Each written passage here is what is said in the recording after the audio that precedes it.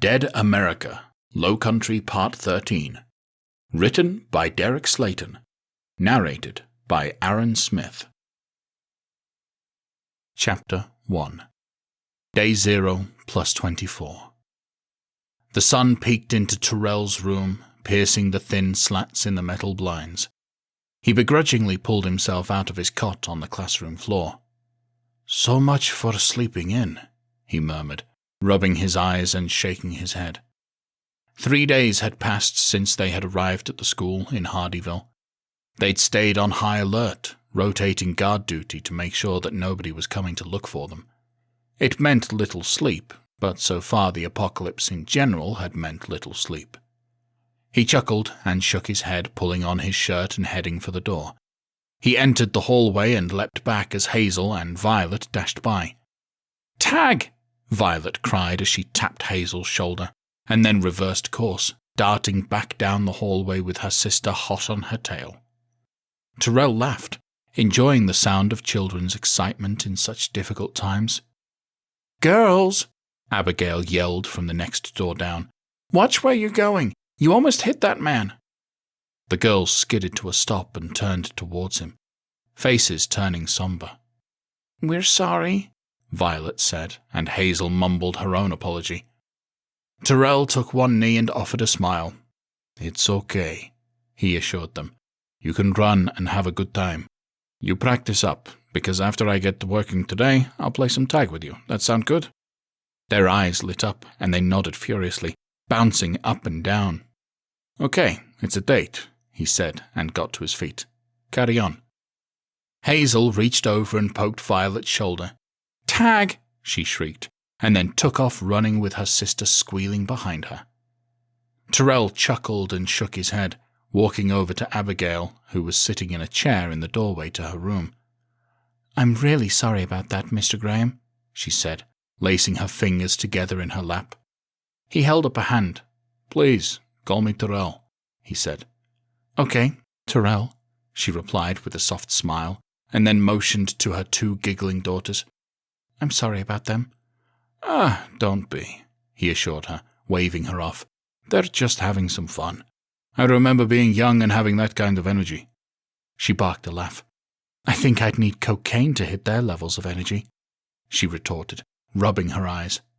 "Pretty sure they aren't arresting people for possession anymore," he joked. "So, you have at it." She laughed again, shaking her head. "Never into the hard stuff," she admitted. "But I would gut a man for a bottle of rum." "If we head out today, I'll keep that in mind," he promised, tapping his temple. "No gutting necessary." She smirked up at him. "I knew I liked you," she said. He grinned and gave her a polite nod, wandering off down the hallway towards the cafeteria. The unmistakable scent of coffee hit him, and he took a deep breath, letting the comforting smell wash over his senses. He opened the door to the large room, spotting Dante and Lily sitting at the table nearest to the kitchen, where Ace was firing up the flat top. He approached with a smile. "Mind if I join you?" he asked. Dante waved to the empty seat across from him. "By all means," he said.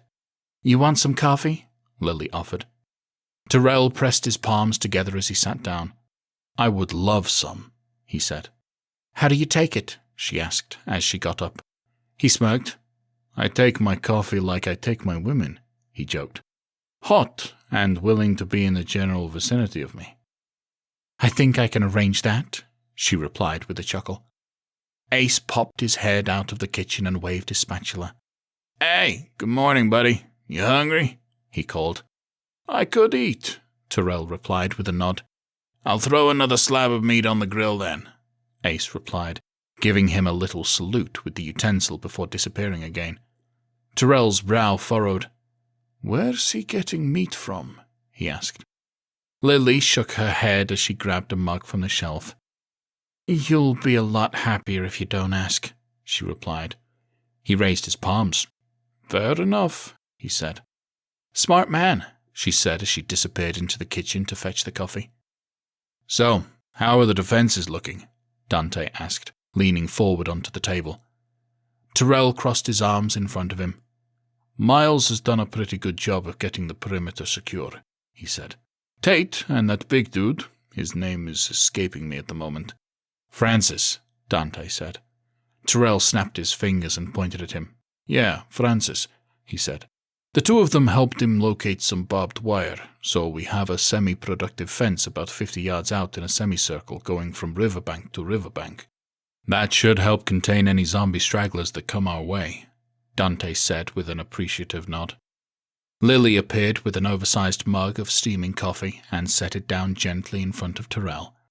He grinned as he took in the massive cup and looked at her. Damn, girl, this is going to keep me going for quite a while, he said. Well, that's good, she said, because I assume we got a lot to get done today. She looked at Dante to prompt him. He nodded. Might need to get some more protection around the perimeter, he said. Zombies aren't the only thing we have to worry about. Miles has been on that too, Tyrell said. Didn't have the resources to go explosive with the traps, but if they were good enough for the Viet Cong, they're good enough for us. Dante raised his eyebrow. Spike traps? He asked. Oh yeah, Tyrell confirmed with a nod, and took a tentative sip of his coffee so he didn't burn his mouth. Spike pits, spike drops. If anybody thinks it's a good idea to invade our territory, they're going to be in for a bad time. Dante leaned back in his chair. We need to let everybody know to stay out of the woods, he said. Way ahead of you, bud, Tyrell replied as he set down his mug and wrapped his hands around the warm ceramic.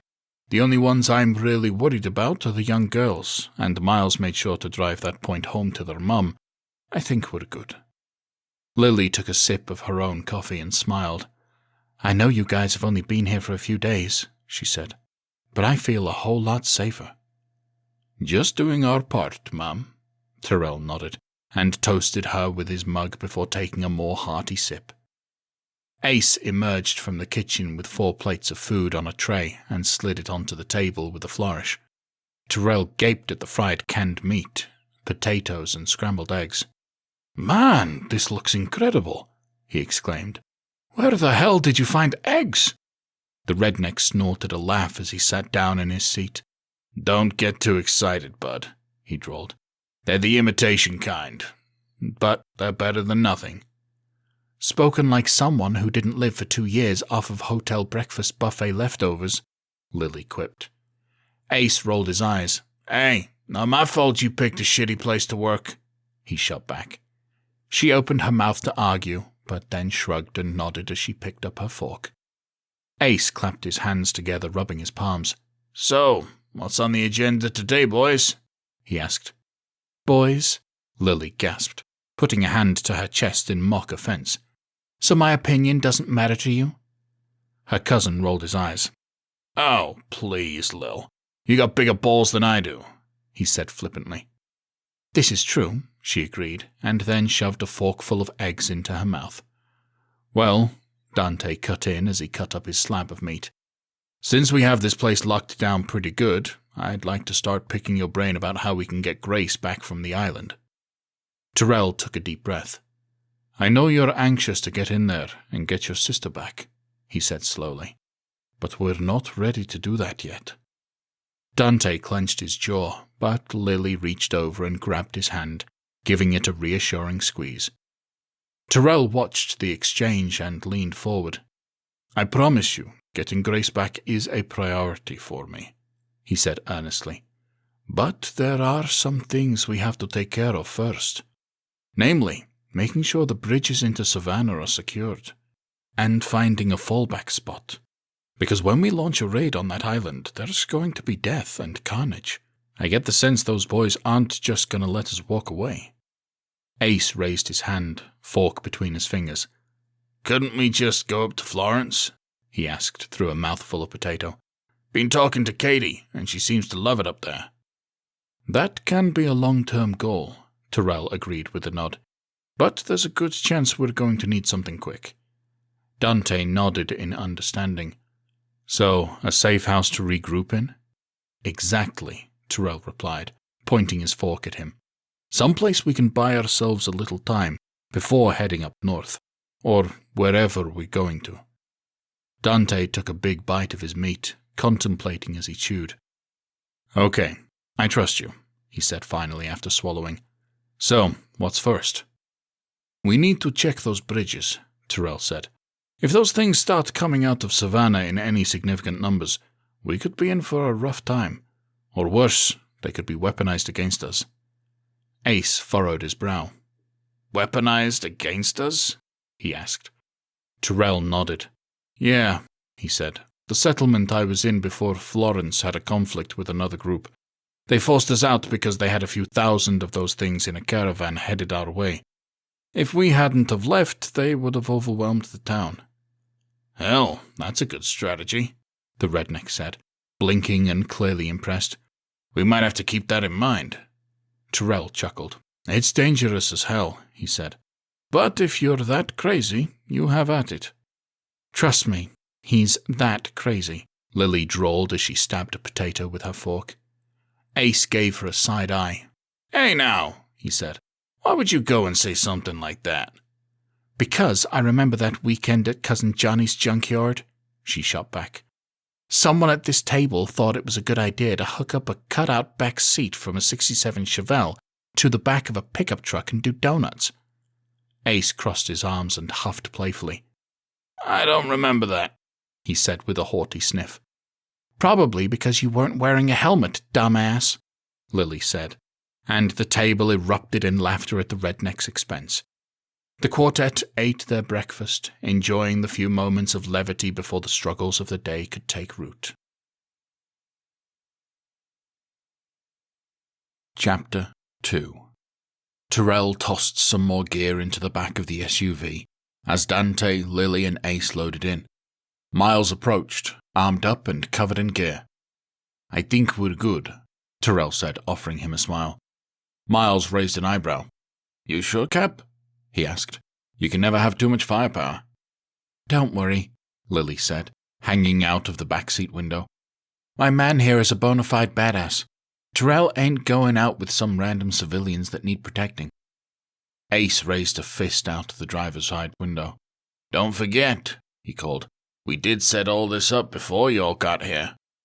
Miles nodded. Yeah, y'all are right, he admitted. Wasn't trying to demean you. Shit, man, it's all good, Ace replied with a grin. I know you're just watching out for your captain here. Tyrell clapped his man on the shoulder. Make sure Coleman gets some downtime from the roof watch, he instructed. I'll try, but no promises, Miles replied with a chuckle. The captain barked a laugh. Fair enough, he said. We should be close enough to stay in touch, so if something comes up, you let us know. You too, Cap, Miles said firmly. Tyrell got into the passenger seat and waited for Ace to fire up the SUV, backing up and peeling out, leaving dust and dirt in their wake. So, where you want to hit first? The redneck asked. We got the northern bridge and the big bitch that leads straight into downtown. Tyrell nodded. Let's hit the big bitch first, he suggested. If there's going to be an issue, it's probably going to be there. All right, big bitch it is, Ace replied with a whoop. Lily smirked. Sounds like you at last call, cuz, she drawled. Ace held up a finger.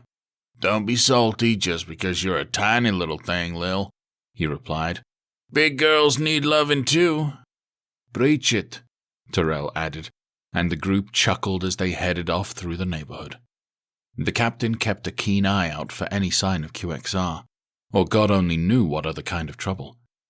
The drive was smooth, and they finally hit the highway, everyone staring mostly quiet and on high alert. Once they were out of the most dangerous zone, Tyrell cleared his throat.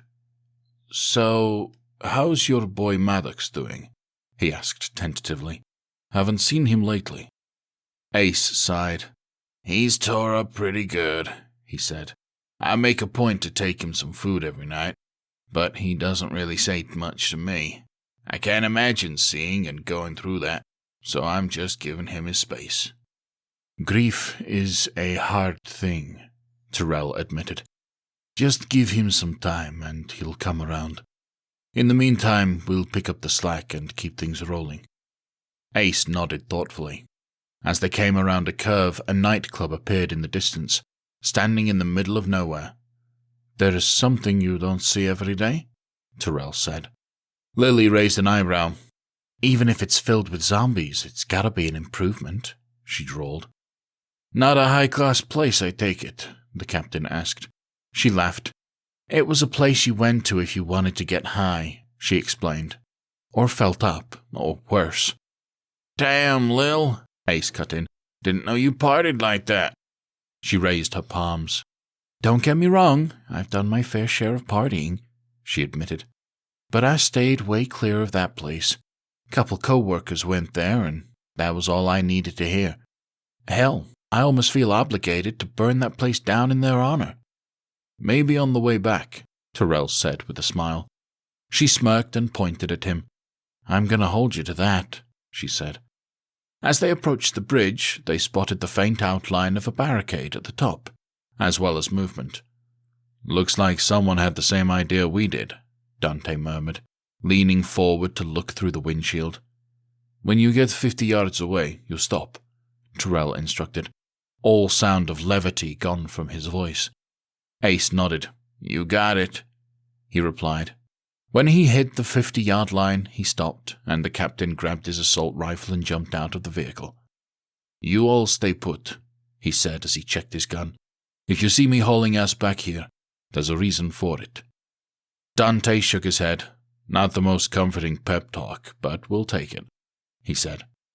Tyrell shut the door and walked up to the peak of the bridge. When he was approaching the crest, the scene came into view. There was a large street light that had been draped across the road, with a line of ghouls pressed up against it. When the zombies spotted him, they grew enraged, pushing harder on the post. It scraped against the concrete barrier, sliding a bit along the pavement. Tyrell looked to the other side of the road across the barrier at half a dozen or so ghouls approaching. Well, better see what we're dealing with, he murmured, and hopped the barrier. He moved quickly up towards the corpses, slinging his rifle over his shoulder and drawing his handgun and knife. He reached the closest zombie, a badly mangled corpse that was struggling to stand, and stabbed it in the top of the skull. The next ghoul was just a few yards away, and he spun around, using the force to free his blade, while raising his gun and firing a shot into that creature's forehead. He didn't pause, sprinting over to the next group of two zombies relatively close together. He kicked the first one forcefully in the chest, freeing up the opportunity to stab the next one in the temple. He lunged down and dispatched the one on the ground with a swift blade to the face. The final two zombies shambled towards him from 10 yards away. Tyrell casually fired his handgun, putting 2 bullets into their foreheads easily, and moved up to the crest of the hill as the bodies crumpled to the ground. Oh shit, he breathed. There were thousands of zombies on the other side of the road, all pushing up the hill, held back only by the light post. A handful of creatures were on his side of the road, but they were mostly down towards the bottom of the hill, clamoring to get in line with the others. He turned to move back towards the vehicle, but paused when he noticed a burned-out car out of the corner of his eye. He stopped and studied the mob on the other side, spotting several pockets within the horde where none were standing. He jogged over to the barrier within inches of the outstretched zombie hands and hopped up onto it. The elevated vantage point allowed him to see the gaps were caused by more burned-out cars. Clever, he murmured, and then hopped down, jumping back onto the horde's side and jogging back to the SUV. As he approached the vehicle, he could see the worry on Ace's face and put up a hand to let him know that it was okay. As he got into the passenger seat, Ace clucked his tongue. "Coming in a little hot there, ain't you?" he asked. "Sorry about that, buddy," Tyrell replied as he closed the door behind him. "We're not in emergency stages yet, but we're pretty damn close." Lily's brow furrowed. "How close?" she asked. "The only thing holding back a few thousand of those things is a streetlight," he explained. Dante shook his head. "Pretty sure we don't have enough sparkler bombs to handle that kind of crowd," he said. "Sparkler bombs?" Tyrell asked, turning in his seat. "Redneck ingenuity at its finest," Lily declared. "Great for small crowds, but won't work here." The captain chuckled and shook his head. "Well, when we're out of danger, I'm going to want a demonstration of that," he said, pointing a finger at Ace. The redneck grinned. "Oh, you can bet on that," he promised. "So, how do we deal with this?" Lily asked. Ace shrugged. "Barricade it with cars?" he asked. "Too many of them," Tyrell replied, shaking his head. "They'll eventually get through, and besides, whoever was here before us tried that. Didn't work so well." Ace cocked his head. "What about blowing up the bridge?" he suggested. "You got tomahawk missiles you ain't told anybody about yet?" Lily retorted. Her cousin grimaced. "Well, no," he admitted. "Then keep thinking," she said, reaching up to pat him on the shoulder. "If we had some heavy machinery," Tyrell mused, "we could rearrange some of these concrete barricades." "Not even sure where we'd find some of those," Ace replied. "And even if we did, fuel is a bit of a problem at the moment." The captain sighed. "Damn, that's an issue," he muttered. The quartet fell quiet, the only sound the chorus of zombie moans emanating from the distance. Finally, Dante took a deep breath. "We go into Savannah," he said. The other three turned and stared at him with wide, confused eyes. "I know how that sounds," he insisted, raising his hands, "but it's the only way." "Well, what the hell are you planning to do in Savannah, Scarface?" Ace demanded, throwing up his hands. "I don't think these things are really that susceptible to surprise attacks." Dante shook his head. "We're not going to attack them," he said. "We're going to cause a major diversion to pull them away from the bridge." The SUV went quiet again as everyone contemplated his suggestion. After a few moments, the other three shrugged and nodded. "I mean, it could work," Tyrell said thoughtfully. "Just gotta figure out how to pull it off. I don't think an explosion would be good, since the last thing we need is an out-of-control fire." Lily sighed. "That would certainly draw QXR's attention," she said. "Gunfire?" Ace suggested. Tyrell shook his head. "We need something sustained," he said. "There is a ton of those things on the other side of that bridge, and these things are easily distracted. One moan or clang against that post and most of those things are turning around." "What about a fire alarm?" Dante suggested. The captain nodded thoughtfully. "That's a solid idea," he agreed. "Most of the businesses are going to have battery backups on their fire systems. Those things should be pretty robust too, so should be primed and ready for use." "But how are we getting into town?" Lily asked. "Not like we can just drive through them." Tyrell turned to Ace. "How far away is that northern bridge?" he asked. "To drive there? About 15 miles, the redneck replied. "As the crow flies, 3, maybe 4. The captain nodded firmly.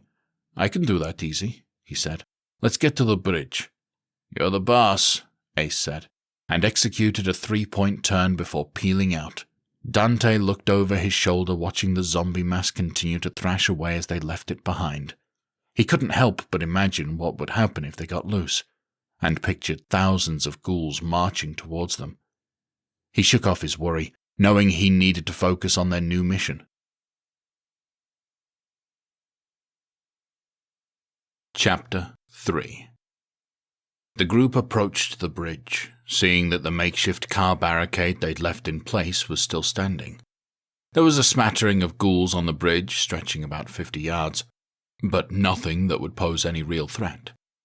Ace pulled up to the barricade, and Tyrell hopped out as soon as they came to a stop. He skirted around to the back, throwing the trunk open and digging through the gear. As he loaded up and shut the hatch, Ace leaned out the window. "You know you can take the SUV here," the redneck suggested. "We can radio and have someone come pick us up." The captain shook his head. "Appreciate it, man. But going in on foot is going to be better," he said. "Can move silently. I want to get in and out without them even knowing I was there." Ace nodded slowly. "Okay," he said. "But that's one hell of a hike." Dante got out of his seat and walked to the back, opening the door to gear up as well. Tyrell turned back from the driver's side window, taking a few steps back to see what was going on. What are you doing there, bud?" he asked. Dante didn't look up as he grabbed a handful of flares. "Getting some gear," he said simply. "I can manage this job alone, Tyrell replied firmly. I have no doubt that you can, Dante replied, but you're not. Tyrell sighed. Dante, I get it. You're a badass, the scarred man cut in. But you're not doing this alone. It's too dangerous and too important to let ego get in the way. Something goes wrong, you get trapped or worse, and you're going to need backup.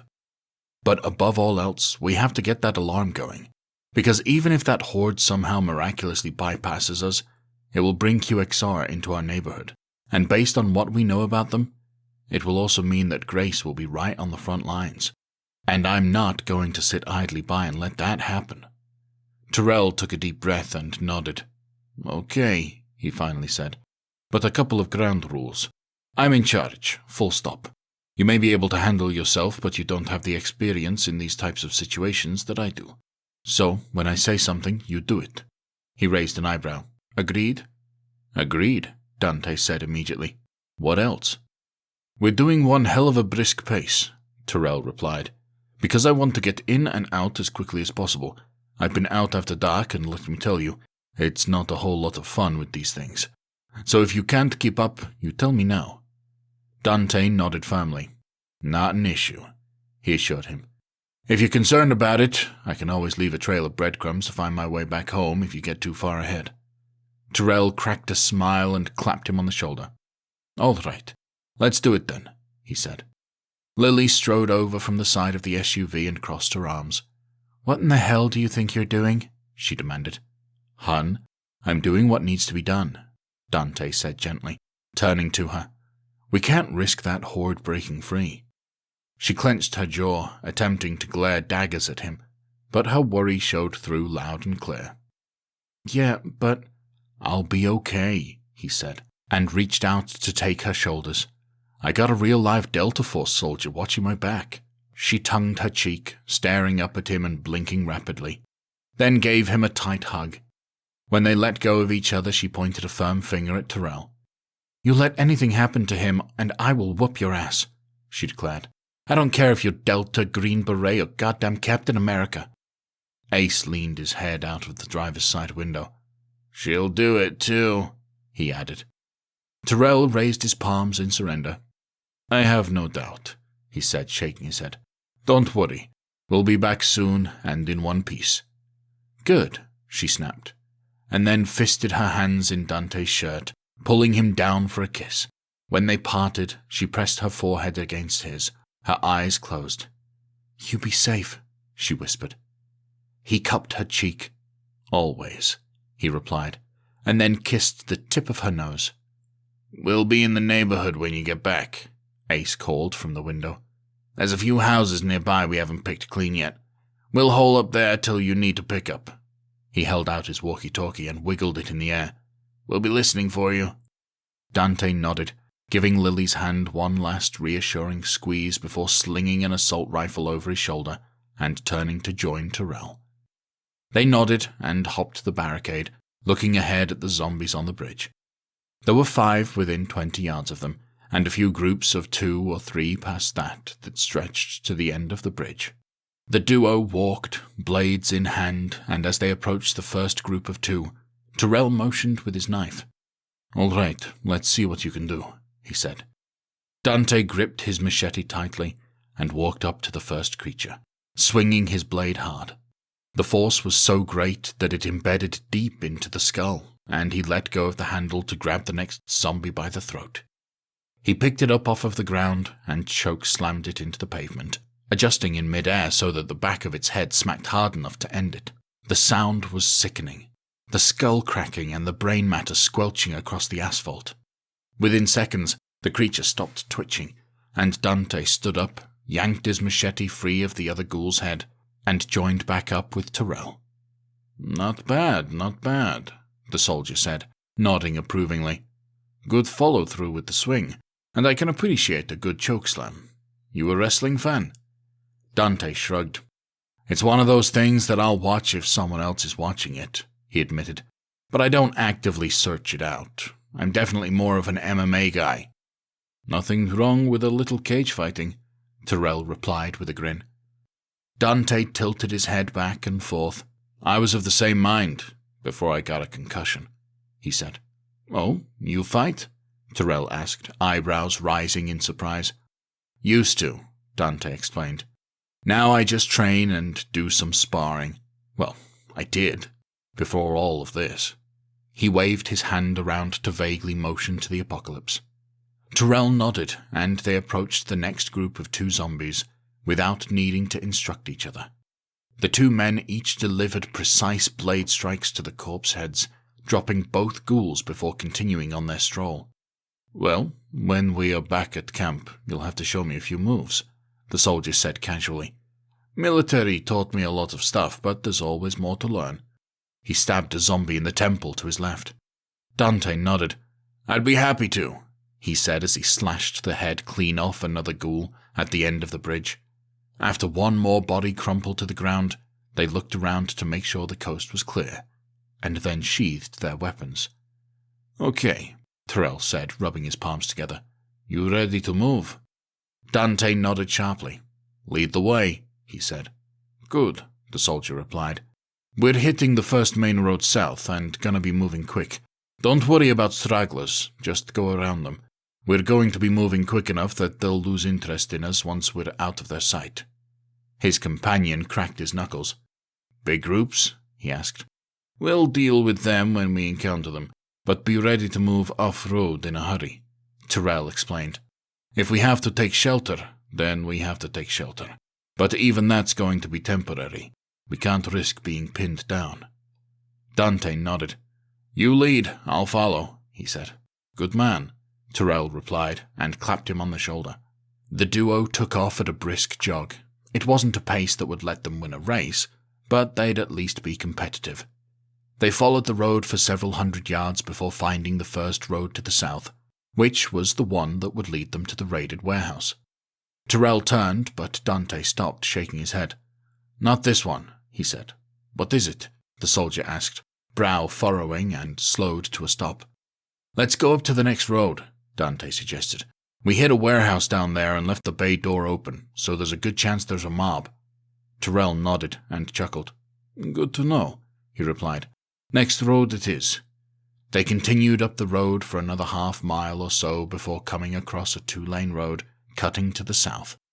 There were industrial buildings on either side, with large chain-link fencing as far as they could see. "This one all right?" Tyrell asked, motioning down the road. Dante shrugged. "Yeah, we should be good," he said. They jogged south, continuing their brisk pace, chopping off quarter-mile chunks every couple of minutes. The road was barren, with only a few zombies coming up to the fencing of the warehouses, attracted by the footsteps. The 2 men ignored them, not wanting to take the extra time to bother with ghouls that weren't a threat. After several minutes of running, they came around a corner, skidding to a stop at the sight of a large pack of zombies in the middle of the road. Tyrell motioned to a telephone pole off to the side in the grass, and they took cover behind it. It wasn't a ton of camouflage, but it would be enough for the time being. "What do you think?" Dante murmured quietly. Tyrell pulled his assault rifle from his back, using the scope to get a better view. 30, maybe 40 zombies in the road," he whispered. "Spread out pretty good, a yard or 2 in between them." "Anything past them?" Dante asked. Tyrell shook his head. "Doesn't appear so," he replied. His companion took a deep breath. "You call it," he offered. "I say we push through them," Tyrell suggested, slinging his rifle back over his shoulder. "Get up ahead of steam, lower our shoulders, and plow through them." Dante nodded thoughtfully. "I'm good with that," he agreed, and then held up a finger. "But just a free bit of advice. Don't mention to Lily that we did this. She will cut you." Tyrell chuckled, shaking his head, but then he realized that his companion stared at him, stone-faced. "Deep," Dante added. Tyrell sucked in his cheeks and then shook his head, clearing his throat nervously. "That is some sound advice," he said. His companion nodded and then motioned to the horde. "So, how are we doing this?" he asked. "Full back and running back, or are we going wide?" "Going wide," Tyrell replied. "I'm afraid if we cover each other, they'll just converge on us." Dante nodded. "Makes sense," he agreed. "See you on the other side, then." He extended his fist, and Tyrell bumped it before they emerged from behind the post. They bounced on the balls of their feet for a moment, building up heads of steam for the run. Then they took off. The footsteps were heavy on the pavement, causing the mob of zombies to turn in their direction and head towards them. This ended up working out in their favor, helping to spread them out even more with the delayed effect of the closest ghouls moving while the rest were still catching on. Tyrell was a few steps ahead of Dante and was first to reach the mob. He lowered his shoulder and slammed into the side of one corpse, sending it tumbling to the ground. He kept his eyes up so he could navigate through the mob, but stayed as physically low as he could, darting around the zombies as they lunged helplessly for the fast-moving, fresh meal. About halfway through the pack, he lined himself up with the shorter creature, a 5'0" blonde, grabbing it around the throat and belt. He lifted it off the ground and used it as a battering ram to drive the remaining few zombies.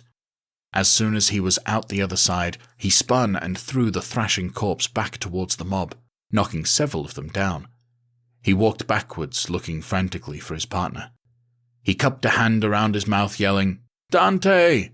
A second later, Dante tumbled out from the horde, falling to the ground and landing hard. He scrambled around, immediately trying to get back to his feet. Tyrell drew his handgun and opened fire, sending several rounds into the creatures dangerously close to his companion. The falling ghouls gave Dante just enough time to get to his feet and catch up to Tyrell. They darted 20 yards before slowing down to take a breather as the pack ambled slowly along behind them. "You good?" the soldier asked, chest heaving. Dante nodded jerkily. "Yeah, one of those bitches clipped my foot," he huffed.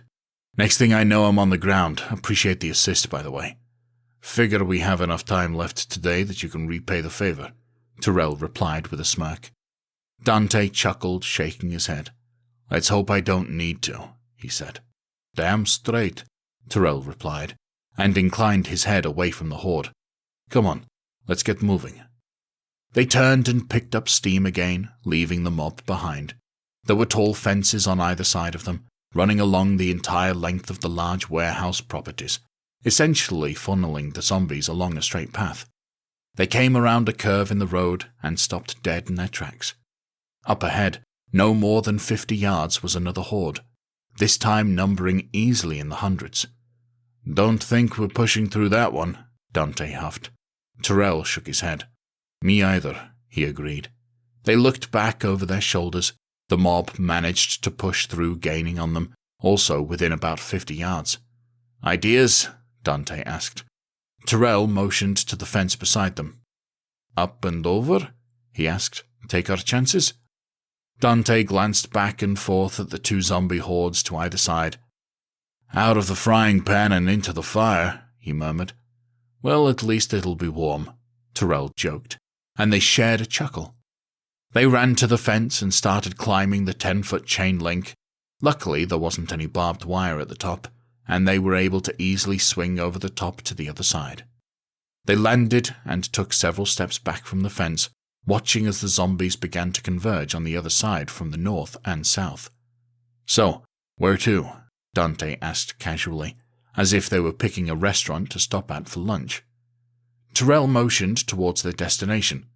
"Let's see if we can just bypass this group," he suggested. "Maybe we can climb back over at the far end of the property." Dante nodded, and they ran alongside the fence, leaving enough of a berth so they didn't have to worry about any smaller zombie arms worming their way through the chain link. As they passed more and more zombies, the pack of several hundred started looking bigger than they'd anticipated. When they reached the far end of the warehouse property, a couple 100 yards up, both men shook their heads at the sight. The ghouls were still on the road they'd been on, continuing up as far as they could see. There was a driveway on the other side of the fence that had a handful of ghouls milling about as well. Dante glanced over at Tyrell, who looked crestfallen. "Wasn't a bad idea," he offered. "Yeah, I know," the soldier replied, and turned towards the warehouse complex. There were a couple of large buildings connected together, stretching from fence to fence. "Looks like the only way across is through the warehouse," Tyrell said. Dante sighed. "That worked out great last time," he said, sarcasm evident in his tone. "Well, you didn't have me with you last time," Tyrell declared, putting a fist to his chest. "So, it'll go smoother this time round." Dante chuckled. "Are all you soldier boys this cocky?" he teased. "It's not cockiness," Tyrell insisted. "It's just extreme, well-deserved self-confidence." Dante shook his head. "I'm going to have to remember that one," he said. They walked towards the warehouse, giving themselves a break from running in anticipation of possibly having to exert a lot more energy, getting through what was to come. They approached one of the human-sized doors to the building, pausing just outside. Dante put his ear up to the door, listening hard for any movement. "I don't hear anything," he murmured. "With the way our day is going, that means there's 100 of them on the other side," Tyrell quipped. Dante smirked. "Good to know you're an optimist," he drawled. They shared a laugh, and he pulled on the door, relieved to find it unlocked. Tyrell readied his handgun and knife, just in case of major trouble. Dante readied his machete with his free hand, and then threw open the door. Sunlight bathed the main part of the warehouse, revealing a small mob of ghouls on the far side of the building, about 100 yards away. Even with the new light, they didn't turn towards them as they were all clamoring at something in the opposite direction. The duo quickly slipped inside, securing the door behind them and creeping over to an aisle filled with various boxes a few yards away. Skylights peppered the ceiling of the building, leaving the area lit enough for them to see despite the door being closed. Tyrell quickly scanned the aisle, finding nothing. Dante peered back around at the mob, but they hadn't distracted them, the whole pack moaning and smacking against the wall. "I'm guessing there's a door there?" Dante whispered. Tyrell checked next, and then the two of them looked at all of the other walls, not finding any other doors. "Looks like a door we're going to have to go through," the soldier murmured. Dante sighed. "You ever do anything easy?" he joked quietly. "Not lately," Tyrell admitted. His companion shrugged. "So, how do you want to play it?" he asked. The soldier smirked. "Follow me," he said, and then led him down the aisle. He made a right at the end to head towards the other wall. As they came around the corner, they found a couple of zombies that were slowly crawling their way up towards the mob. They slithered on the floor, their legs having been crushed by something heavy. Tyrell and Dante paused for a moment, looking at the creatures and their determination, moving inches at a time towards the noise at the front. Both men took out their blades and put them out of their misery, before stepping over them and continuing on. They were within a few aisles of the end before Tyrell led them up. As they made their way back towards the mob, he held a finger to his lips, and they both made sure to step with perfectly flat feet, as quietly as they could. Finally, they reached the end, both peeking out and spotting the back end of the pack, about 10 yards away. The ghouls pushed hard, all of them moaning and thrashing about at the door. Tyrell looked around, grabbing a small heavy box off of the shelf, opening it to find a metal can opener. He turned and threw it as hard as he could away from the horde, and it clattered to the ground noisily on the concrete. As soon as it hit the floor, Tyrell and Dante backed up quickly, staying in the shadows and hunkering down halfway back down the aisle. The zombies quickly turned their attention away from the door and moved towards the can opener, streaming by the mouth of the aisle. After several moments, when the back end of the crowd moved past, Tyrell tapped Dante on the shoulder and motioned for him to follow in the opposite direction. They turned back towards their target at the next cross aisle and moved towards the wall. At the end, they peeked around the corner, the door mostly clear of zombies, only a trio left still fixated on whatever was behind it. The two men quickly and quietly worked their way up the outer aisle, pausing at the edge. Tyrell peeked out at the ghouls, seeing the mob had moved about 30 yards away from them, giving a window of attack. "We hit them quick and get through that door," Tyrell whispered. Dante nodded and held up a fist to let him know that he was ready to go. They moved slowly but deliberately, not wanting to make any noise. Dante reached a ghoul first, forcefully jamming his blade into the back of its head. He caught the body before it hit the ground, lowering it gently to the concrete as Tyrell stepped around him and took care of the last two zombies in quick succession with his blade. The second one banged against a railing, and its belt buckle sent a metallic tone in the air. In reality, it wasn't that loud, but to the two men and the horde of ghouls, it might as well have been a fire alarm. Dante and Tyrell looked back at the mob in horror, finding them turning back towards them, moaning excitedly. "Get the door," Tyrell barked. Dante grabbed the handle and turned the knob, his heart skipping a beat when it didn't move. "It's locked," he cried. "Move," Tyrell bellowed, and as Dante got out of the way, he pulled out his shotgun and aimed it at the knob. He fired 3 times, each shot ripping through the door and devastating the latching mechanism. He grabbed the jagged hole and ripped the door towards them. The duo raced through, weapons raised, not sure what to expect on the other side. Dante slammed the door shut behind him, but it wouldn't stay closed. "Don't worry about it," Tyrell called. "We're moving." As soon as the words left his mouth, there was a loud crashing sound from a cubicle ahead of them, and they both raised their weapons, approaching it cautiously. When they reached the cube, they realized someone had blocked the door by turning another cubicle around, and they looked over the top to see a zombie on the floor that was bound with phone cords. It was covered in bite marks, and threw itself around angrily, moaning, enraged as it smacked into the desk and chair. "No wonder they were at the door," Dante muttered.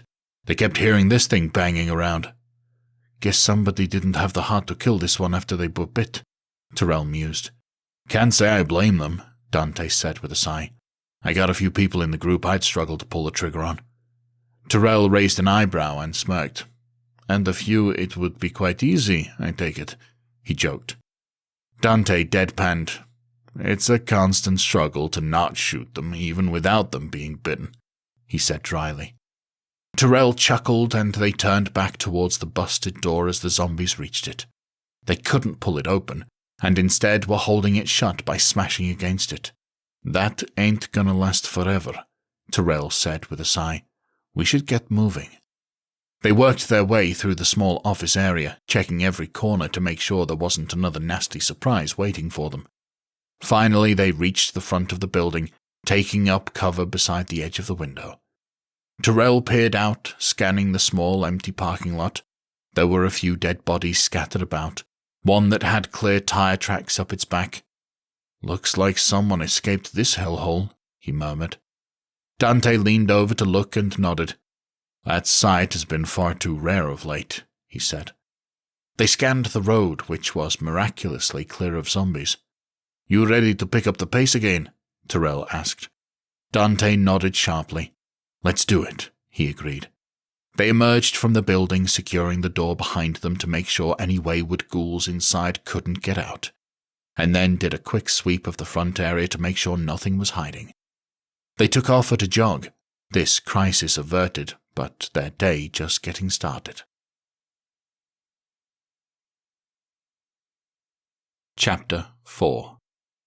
Dante and Tyrell burst into a small restaurant on the corner of the road, securing the door behind them and doing a quick sweep of the area. It smelled musty and free of rot, and they thankfully didn't find any walking corpses inside. Tyrell found some bottles of water behind the counter, and Dante dug through a shelf of pre-packaged, heavily processed snacks. They collapsed into 2 rickety chairs and tore open the food. Tyrell winced as he chewed his first mouthful. "Man, what the hell is in this stuff?" he asked with a groan. "Much like breakfast this morning," Dante replied as he glanced over the label for his. "You'll be a lot happier if you don't know." Tyrell downed half of his water bottle to get rid of the taste. "And I thought I ate questionable stuff in the military," he muttered after. "You haven't really questioned your food until you hit some of the hipster areas in Portland," Dante replied with a chuckle as he broke a chunk off of his snack bar. "That bad, huh?" Tyrell asked, leaning back in his chair. His companion nodded. "Grace and I would drive down from Seattle on the weekend, find the diviest spot and order for each other off the menu," he said wistfully, a sad smile appearing on his face. "It was like a game of truth or dare, and the only truth was that you weren't going to have a good time." Tyrell chuckled and shook his head. "I'm looking forward to meeting her," he said. "She sounds like quite the character, just like her older brother." Soon, Dante said with a sigh. But first things first, how close are we to the bridge, do you figure? The soldier tilted his head back and forth. No more than half a mile, he replied. So, what do you think? We get up to the main road, find the first office building or hotel, hit the alarm and book it? Dante asked. Tyrrell nodded. Sounds good to me, he agreed. Should be loud enough to reach the bridge, and that main road is going to be wide enough to cater to all those things marching down it.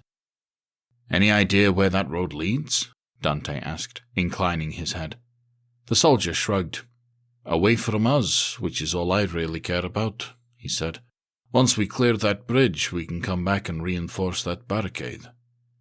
Is it just me, or does our to-do list seem to keep growing exponentially? Dante asked with a sigh. Tyrrell chuckled darkly. Welcome to wartime life, my friend, he said, and raised his water bottle in a cheers before taking a long gulp. He took another bite of his snack bar, and then wrinkled his nose as he chewed and swallowed, letting out a defeated groan before chugging the last of his water. Dante laughed and shook his head. You ready? He asked. Yep, Tyrrell replied. Let's see how we're looking outside. They moved to the window, peering through the blinds. There were dozens of zombies in the street, with businesses across and leading down to the bridge. Most of the buildings were standalone, giving them a lot of room to work with. Dante pointed to the back of the store across the road. I think if we cut down the back alley there, or side street, or whatever it is, we should be able to avoid most of them, he suggested. Can't be any worse than going out the front, Tyrrell said with a shrug. Come on. They walked to the back door and Dante peeked out through the deep hole. There was a lone zombie outside, just a couple yards away. How are we looking? Tyrrell asked quietly from beside him. Dante turned to him. Got one a couple steps from the door, he said. Can't see any others. Okay, I'll handle it, the soldier replied. When we get out, I want you to move up, take care of anything nearby. He took hold of the door handle and glanced at his partner, who readied his machete and gave a nod to let him know he was ready. Here we go, Tyrrell said, and yanked on the door. Dante leapt through, taking an immediate hard left and darting up several steps towards a quartet of zombies. Tyrrell lashed out and grabbed the lone ghoul by the back of its shirt collar as it attempted to go after Dante, jerking it back and flinging it into the restaurant. He slammed the door behind him and then whipped around to his companion. With a vicious swing, Dante managed to lop off the top of a zombie skull, sending it flying through the air and dropping the corpse to the ground. The other three approached him, lined up shoulder to shoulder. Pin him! Tyrrell barked. Dante ducked down and drove his shoulder towards the outer zombie, planting his head in the creature's chest and shoulder in its gut. He pumped his legs, driving it back into the other three, and all of them into the wall. He put his weight into them hard, rotten hands smacking him on the back and the top of his head as they thrashed angrily. Tyrrell lunged forward, stabbing the foreheads in quick succession, like serial killer whack-a-mole. Within seconds, all three slumped still, and he stepped back. You're clear, he said. Dante didn't hesitate, immediately backing up and dropping them to the ground. He whipped around, falling into a battle stance as moaning erupted from the side of the building. Tyrrell peered down the alley, spotting a smattering of ghouls, stretched out over a few hundred yards. He waved for Dante to follow, and they started up at their robust pace, emerging from around the building. Oh, shit, Dante cried, skidding to a stop at the sight of about 40 zombies around the side of the building that he hadn't been able to see from inside. The front edge of them was within about 5 yards and closing fast. The duo picked up the pace, sprinting across the street to the alley. Their heavy footsteps drew the attention of the creatures there, bunching them up. Plow through them! Tyrrell barked. Both men lowered their shoulders and treated the cluster of zombies like bowling pins. The impact sent corpses in every direction, barely breaking their momentum. They kept up the pace for several blocks, effortlessly dodging creatures and avoiding outstretched hands. Finally, they managed to take a break beside a brick building, no zombie within 30 yards of them. We gotta be getting close, Dante huffed. Tyrrell grinned. Not getting winded on me, are you? He teased. Dante shook his head, patting his chest as if he weren't catching his breath. "Ah, man, I'm just, not the outdoors type," he said. Tyrell chuckled and clapped him on the back. "We're almost there, brother," he assured him. "Almost there." He leaned around the corner of the building, spotting the bridge in the distance. Dante peered around him. "Looks like a couple more blocks and we're to the road," he said. "Let's do it then," Tyrell said. They broke cover, running across the road to the next set of buildings.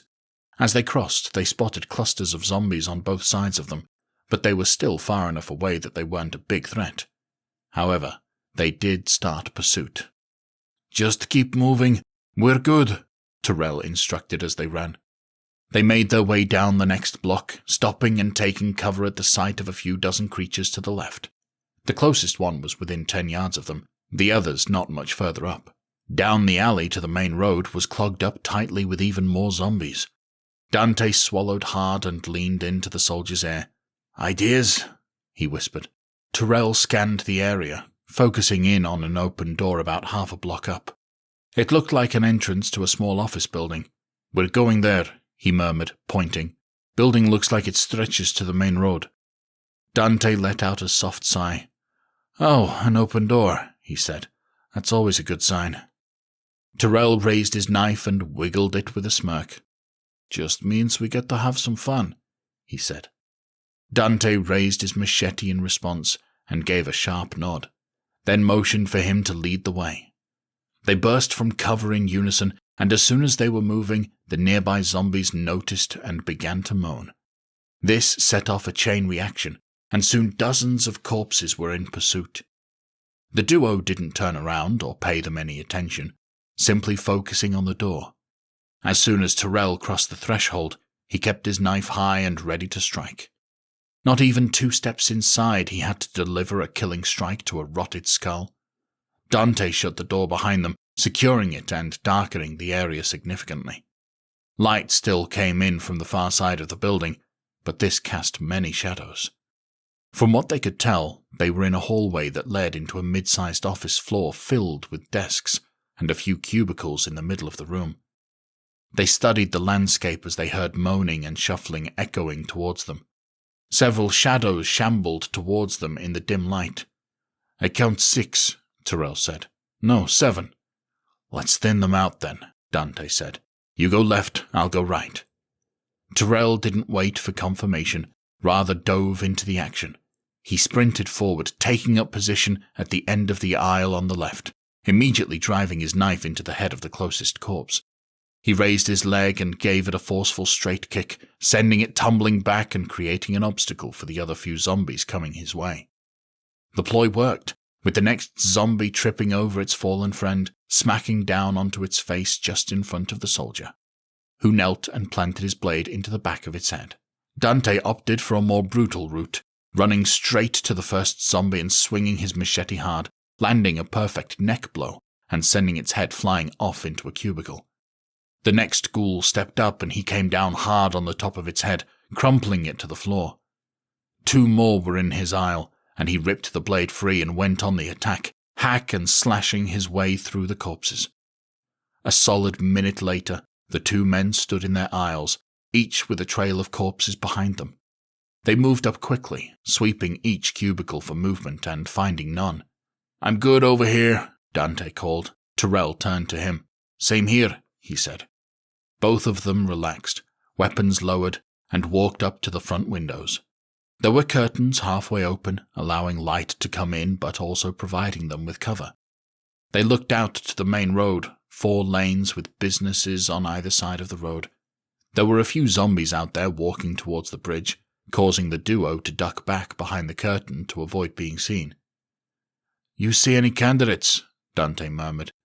Tyrell studied the buildings across the street, looking for a big one that might still have the fire system working. Finally, he spotted a hotel a block down across the street. It was 4 stories tall with brick exterior and glass windows all around the building at street level. "Yep, got one a block up," he whispered. "Glass all the way around, so a few shots ought to get us in." Dante cocked his head. "Won't that draw attention to us?" he asked. Pretty sure the fire alarm is going to do that as well, Tyrell replied dryly. His companion opened his mouth and then closed it again, nodding. Touché, he admitted. So after we hit it, then what? Then we run like hell down the closest road and get the hell out of Dodge, Tyrell replied. Dante took a deep breath. Heard worse plans, he said. So we ready to move? Tyrell peered out the window and shook his head. Give it just another minute, he said quietly. Got some stragglers about to wander past us. They waited a beat, and then Dante cleared his throat. So, I got a question for you, he said slowly. Tyrell raised an eyebrow, turning back to him. Have at it, he said. What's the real reason you came down to help us? Dante asked. The soldier shrugged. I told you, he said. I heard y'all were in trouble and wanted to make a difference. His companion shook his head. Nah, come on, man. It's got to be something deeper than that, he insisted. Tyrell shrugged again. It was an opportunity to swoop in and play the hero, so it played into my superhero fantasy, he asked. Dante chuckled. Okay, I can buy that, he joked. Seriously, though, Tyrell continued, keeping his eyes trained on the window. Coleman and I spent a couple of weeks with a group of civilians up in North Carolina. Just good, hard-working folks trying to survive. There was another group that was better trained and had a lot better weaponry, who wanted what they had. So they did everything they could to take it by force. We helped them put up a fight, but... He trailed off, clenching his jaw, gaze darkening. Dante raised his hands. Sorry, man. Didn't mean to push, he said softly. No, it's okay. You're good, Tyrell assured him, taking a deep breath. They killed somebody I was close to, a kid. Shortly after that, we were forced out, told that if we didn't leave, they'd burn the town and everyone in it to the ground. He raised his chin, stealing his gaze. Having another opportunity to help people in trouble, especially those facing a group of heavily armed assholes, it was just too much to pass up. Dante nodded thoughtfully. I'm good with that, he said.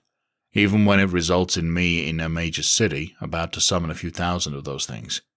Tyrell chuckled. Hey, you volunteered, he pointed out. Sounds like some victim blaming there, his companion said dryly, and they shared a quiet laugh. They peered out the window, looking back and forth. Okay, we're on, Tyrell said, making sure the zombies that had passed had given them a clear path to the hotel. They approached the door, getting ready to burst out. Tyrell counted down quietly and then threw open the door. They sprinted outside, staying focused on the hotel.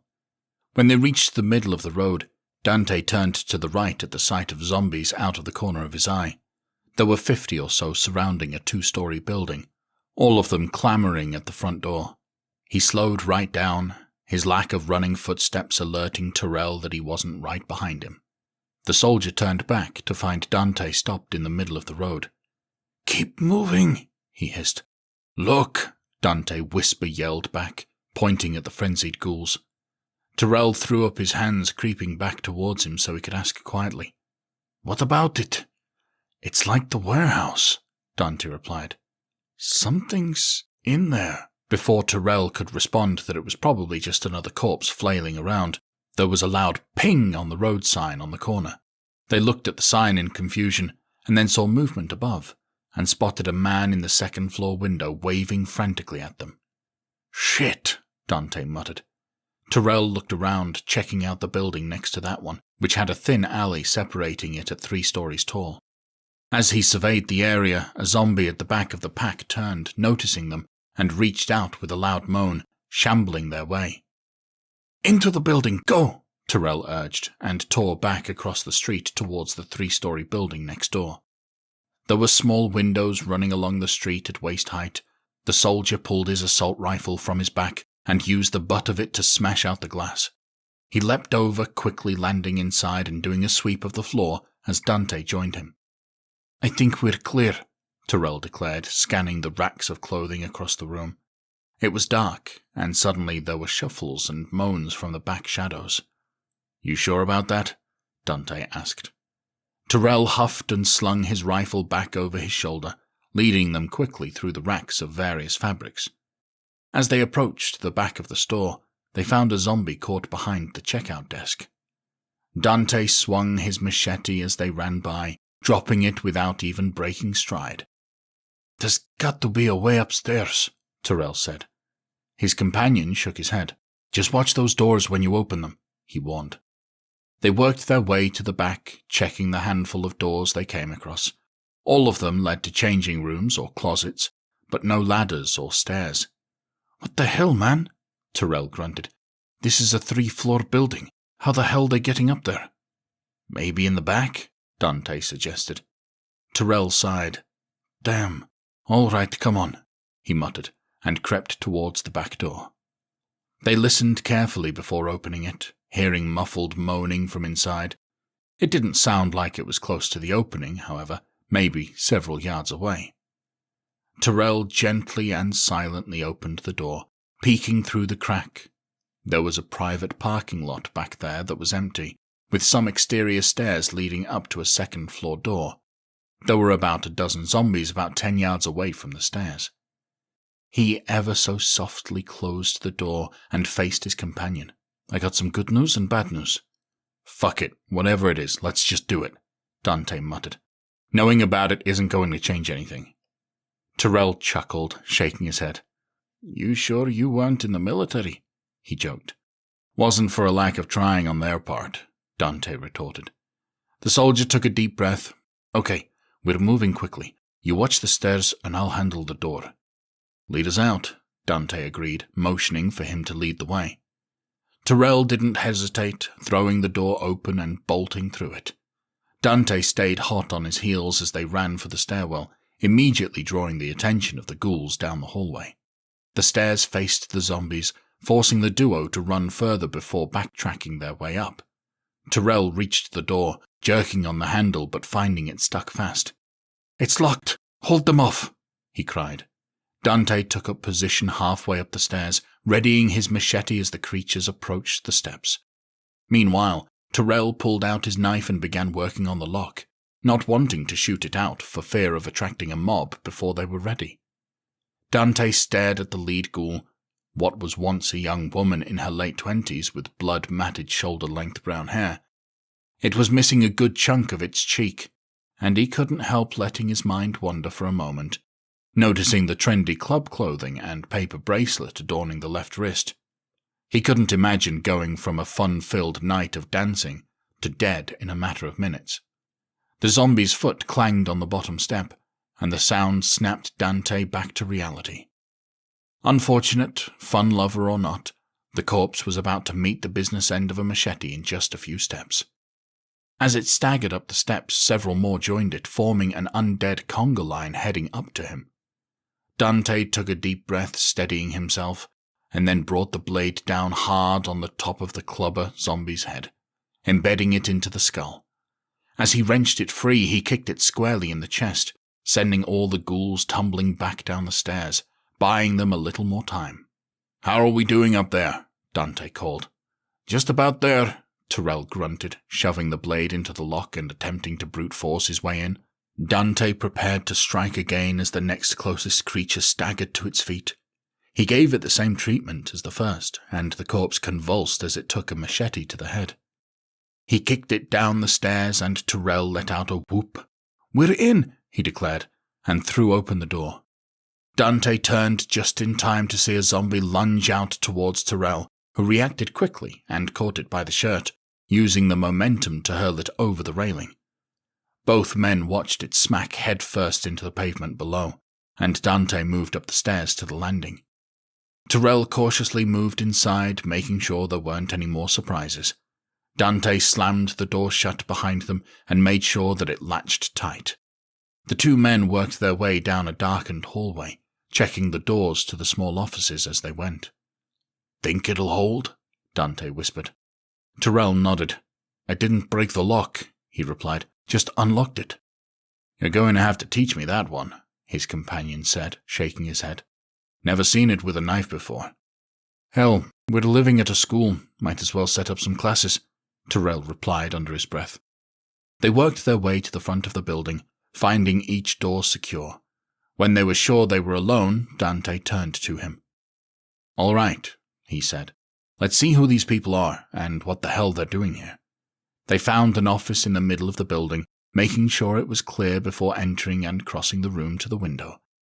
Tyrell opened it up and looked out. They were about 10 yards from the other building, with no sign of people inside. "I don't see a doorbell," Dante joked. Tyrell reached into his pocket and pulled out a few metal bolts, laying them out on the windowsill. He picked up a single bolt and gently tossed it across the gap, striking the glass across the alley. "Oh, come on," Dante drawled. "You couldn't have known you'd have to do this when the day started. Don't tell me you just carry those around with you." Tyrell smirked. "I do indeed," he replied as he tossed another. "Figured they might come in handy for distracting those things. This is an added bonus to having them, though." "Huh," Dante replied, impressed. "Gonna have to remember that one." Tyrell chucked another one, and finally there was movement on the other side of the window. A man slid it open, giving them a relieved smile. He looked like a standard run-of-the-mill suburban dad, with a bit of a gut and a corporate haircut, even if it was looking a little scruffy to go along with his nearly month-long 5 o'clock shadow. "Oh man, am I glad to see you guys," he exclaimed. "Didn't think we'd ever get out of here." Tyrell held out his palms. "I know you're excited," he hissed, "but the lower we speak, the better off we're going to be." The man's eyes widened, and he nodded jerkily. "Yeah, sorry, he stammered. "I'm Tyrell, and this is Dante," the soldier said, motioning between him and his companion. The man nodded. "I'm Carl," he said. "My wife Janet is in the next room tending to our 3 kids. He jerked a thumb over his shoulder. Dante leaned into the window. "Well, what in the hell are you doing here, man?" "Just surviving," Carl replied with a helpless shrug. "We came down here to Savannah for our yearly trip when all this broke out. We were having breakfast at the hotel across the street when some of those things came in. A small group of us made a run for it and managed to get as far as the street before we knew we were in big trouble. Some people made a run for it, trying to get in their cars, but I saw someone in this building waving people in. My family and I got inside just before a wave of them swarmed over everybody. We've been here ever since." "So there's more of you in there?" Tyrell asked. Carl shook his head, eyes downcast. "No, it's just us," he said sadly. "Food has been running low, so the handful of others decided to make a run for it. They said they'd be back once they got a car, and that was over a week ago." "Why didn't you go?" Dante asked, cocking his head. "It's hard enough going to the supercenter with 3 kids," Carl replied with a snort. "Trying to make a run for it with those things roaming around wasn't something that was going to end well, especially when the only weapon I have is a BB gun." Tyrell raised an eyebrow. "Is that what that ping was?" he asked. "Yeah, I've been using it to try and get those things away from the building," Carl explained, motioning to the front of the building. "Been working pretty good. I managed to peel off about 100 or so over the last few days. But the ones left down there are stubborn. I just happened to see you guys going across the street when I got your attention." He leaned forward on the sill. "Which, by the way, what are you guys doing here? This place isn't exactly a tourist destination anymore." Tyrell took a deep breath. "We've got a situation on the bridge," he explained. "A few thousand of those things are threatening to break out, which could cause us a lot of headaches." Carl's brow furrowed. "Okay," he said slowly. "But what are you going to do?" "We're here to set off the fire alarm in the hotel over there to pull them back," Dante replied. Carl's eyes widened and he went pale, mouth opening and closing but no sound coming out. "But," he finally croaked, "but if you do that, then—" Tyrell held out his hands gently. "Dude, calm down," he said firmly.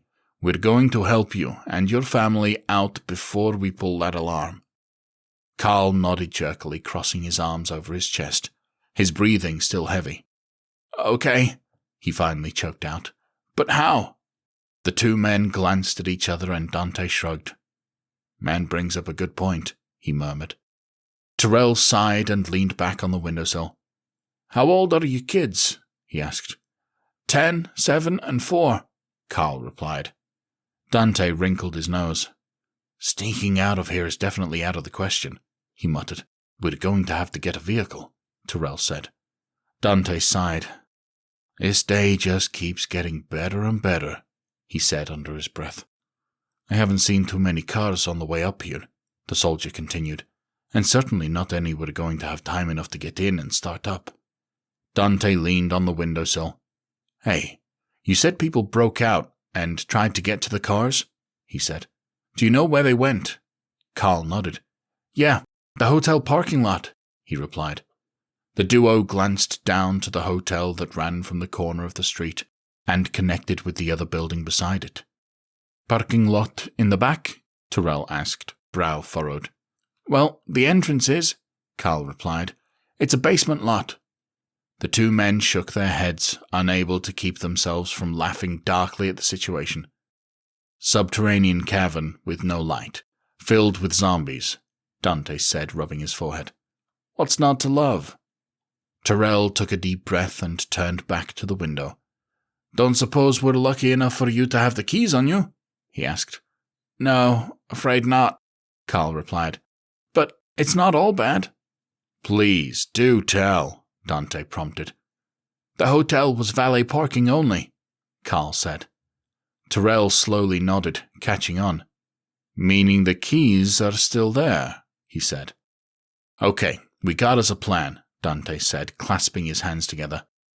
Well, half of one at any rate, the soldier corrected, and then looked around outside. Carl, that building of yours have a back exit? Their new acquaintance nodded. Yeah, but there have been a few of those things out back, he said. Pretty sure they followed us when we came up here, Tyrell explained. So that door should be free. I want you to get your family and get them ready to move. You wait by that back door, and when you hear 2 quick honks, you move your asses. Carl nodded like a bobblehead. We'll be ready, he said, and then vanished from the window. The two men stepped back inside the office, quiet for a moment as they contemplated the situation. Dante took a seat on one of the desks and regarded the soldier. You got a plan? He asked. Technically speaking, running headlong into battle killing everything in our path can be considered a plan, Tyrell replied, and raised a finger. Not a great one, mind you, but it is technically a plan. Dante chuckled and shook his head. Guess I should have clarified, he said. Do you have a good plan? Oh, Lord, no, Tyrell replied with his own laugh. This is a shit show wrapped up in a nightmare and covered in gravy. Dante raised his eyebrow in confusion. I thought you Southerners loved your gravy, because it makes everything better, he asked. Well, the gravy in this case is that cheap packaged kind that never quite mixes right, so you always end up with a mouthful of powder, Tyrell replied. Ah, gotcha, Dante said with a nod. Thanks for clarifying. The soldier sighed. Any time, he said. Dante slid from the desk and stood up. In that case, it's a good thing that I do have a plan. Chapter 5. You ready? Tyrell asked as the duo ducked beside the windows facing the hotel. There were enough zombies milling about that it would be dangerous getting across to the lobby of their target building, but it was doable. Does it matter if I am or not? Dante joked, shaking his head. The captain shrugged. I mean, we could stay here and be full-time nannies for the kiddos. Live the city life, he said. Dante chuckled. No thanks, he said, raising his blade. Let's do this. Tyrell nodded and positioned himself at the door. Okay, quick run. Only take what you need to, and when we get into the lobby, you secure the door, he instructed. Yep, Dante replied, and then the captain threw open the door. They tore across the street, ghouls excitedly turning in their direction. They ducked and dove, avoiding outstretched hands, Tyrell shoving one zombie ass over tea kettle, and Dante stabbing one that lunged into his path. When they made it to the front doors of the hotel, the captain burst inside, eyes widening as Dante slammed and locked the door behind them. Of course, the entire front of the building was glass, so it didn't take long for ghouls to be slamming against it, teeth gnashing at the fresh meal on the other side. But they had bigger problems. The lobby was swarmed with zombies, "Weapons hot!" Tyrell barked and raised his gun. Dante whipped around, raising his own, and they unloaded into the crowd. "We need a plan," he cried between bursts of bullets. The mass wasn't exactly thinning out, and soon, despite their spray of gunfire, they'd be overwhelmed. "Oh, this wasn't part of yours?" Tyrell yelled back, grunting as he replaced his mag. Dante pointed to a small opening on the left, where 3 ghouls staggered towards them from beside the concierge desk. "That hallway looks clear behind the desk," he suggested. For lack of time to mull over it, Tyrell nodded sharply and darted to the left, narrowly missing an outstretched hand before lowering his shoulder and barreling into the lead zombie of the trio. Dante was hot on his heels, kicking the second one in the chest to knock it back into the main horde.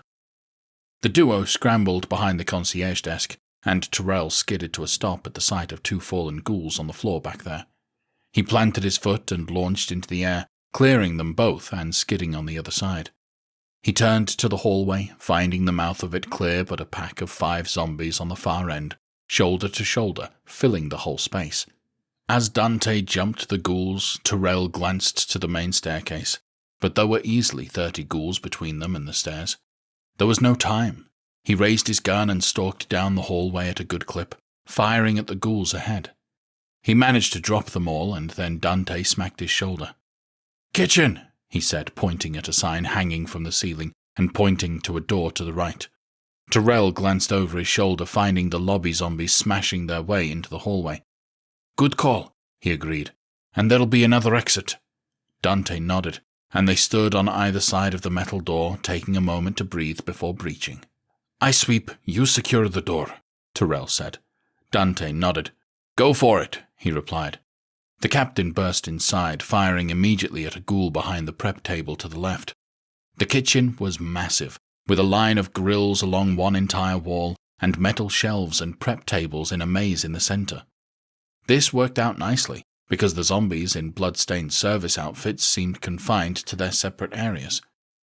To save his bullets, Tyrell began working his way around the maze, dispatching the corpses across tables with his knife. Meanwhile, Dante closed the door, but it didn't have a lock on it. Thankfully, it opened towards the hallway and zombies couldn't turn knobs, so he was fairly certain it would hold. He turned back to the main kitchen as Tyrell dropped the last corpse. "Clear for now," the captain declared, and strode to the far doors. They were the kind that swung open both ways, and he knelt down to flip the bolts down on the bottom of one side to keep it in place. The other side he pushed a hair, peering out. There was another hallway, though this one was a lot wider, and a sign boasting a service elevator. With only a few ghouls moving around, he strained his ears and very carefully peered the other way, where there were a few more doors and a stairwell. Of course, with even more zombies clogging the way. Bingo, he thought. That would be their first way to the parking garage. First things first. He closed the door and pushed down the bolt into the floor, turning back to Dante, who stood at the line of grills. "They're gas," he said, waving a hand over the line of appliances. "You thinking what I'm thinking?" Tyrell nodded slowly, catching his drift. "Let's see if we can find a candle," he suggested, and turned towards a wall of cupboards and drawers. Dante rummaged through some of the shelves below the prep tables. Come on, he murmured. "They've got to have candles somewhere for fancy plating." "Got one," Tyrell declared, pulling out a pack of thin candlesticks in an array of colors. He tore open the package and dumped them on a counter on the opposite end of the room from the grills. "Before we get set up, let's go over our game plan." Dante nodded, pulling out a barbecue lighter from a nearby drawer. He tossed it, and the captain caught it expertly before standing up the candlestick in a champagne glass to hold it upright. "The hallway outside is pretty wide, but there's a good number of those things out there," Tyrell explained. "We have to go left and down 3 doors to get to the stairwell. The door is closed, but that doesn't mean there won't be any nasty surprises in there, not to mention in the parking garage." Dante nodded. "So, we barrel through the zombies in the hallway, get into the stairwell, and hope we're not running into a swarm." He shook his head. "While getting as far away from our explosion trap as possible. Let's never tell Lily about this." Tyrell nodded like a bobblehead. "I value my life, thanks," he agreed. "Okay, light the candle," Dante said. "Then we'll do all the grills together and get the hell out of Dodge." The captain nodded again and set up a second candle in another champagne glass just to be thorough. On his way across the room, he moved a few tables so that if any ghouls happened to wander through the swinging doors after they left, they wouldn't be able to knock over the glass and defuse the trap. The duo started at opposite ends of the grills, opening up the gas as quickly as they could all the way down, and then ran for the door. Tyrell pulled the floor latch from the one on the right and pushed it open a touch to peek out and get a lay of the land. He nodded to Dante, and they burst into the hallway. The zombies were a bit more spread out ahead of them, and the men ran forward, the captain in the lead. He smacked ghouls on the way by, clothes-lining a few and shoulder-slamming one, hoping that Dante would be able to anticipate the movements and leap over them. A cluster of 4 reached the stairwell door just before they did, and he knew he didn't have time to waste. So he raised his handgun and popped off 4 precise shots, dropping all of the creatures and revealing an even thicker mob behind them, pushing towards a fresh meal. Tyrell took a deep breath, not even taking the time for a silent prayer before throwing open the stairwell door. He leapt inside and moved to the left, immediately aiming up the stairs to make sure nothing was going to fall on top of them. Dante secured the door behind them, tugging on it to make sure it was properly latched, and took a fighting stance above the stairs going down. While there was nothing immediately on top of them, moans echoed all around them. "Can't tell if they're up or down," Tyrell murmured. Dante shrugged. "Well, we're going down anyway," he replied, and tightened his grip on his blade. He drew his handgun with his free hand, ready to roll. Tyrell nodded and began to move down the stairs, peeking over to survey the 2 narrow flights in the dim emergency lighting. The lamp at the bottom flickered, and he spotted some movement as he hit the first landing. A zombie flopped onto the landing below with a grunt and a snarl, and Tyrell waited to see if any more joined it. None did, and he leaned carefully between the railings. "Shit," he muttered, and Dante raised an eyebrow behind him, aiming up the stairs they'd come from just in case. "At least 10 stuck down there by the door." As a corpse slid down the stairs above, slamming into the door they'd just come in through, Dante took a deep breath. "We need a plan fast, because we're going to have company real soon," he warned. "We could take them out from the landing there, but if we make too much noise, we might attract whatever's in the garage to the door, and then we'll be fucked," Tyrell said, tonguing his cheek. Dante darted up the stairs to stab the fallen ghoul before it could tumble down on top of him, and then rejoined the captain. "What if we use that one to trip them up and stab them as they try to get up the stairs?" he suggested. There was another slide and smack as a zombie came down the stairs above, and Tyrell shook his head. "Good a plan as any," he grunted, and they took the stairs 2 at a time to the second landing. Dante stabbed the ghoul as it struggled to its feet, and then picked it up by the collar and belt, tossing it down the stairs. It slid and stopped horizontally as he'd imagined, and a zombie fell, smacking its face onto the concrete step.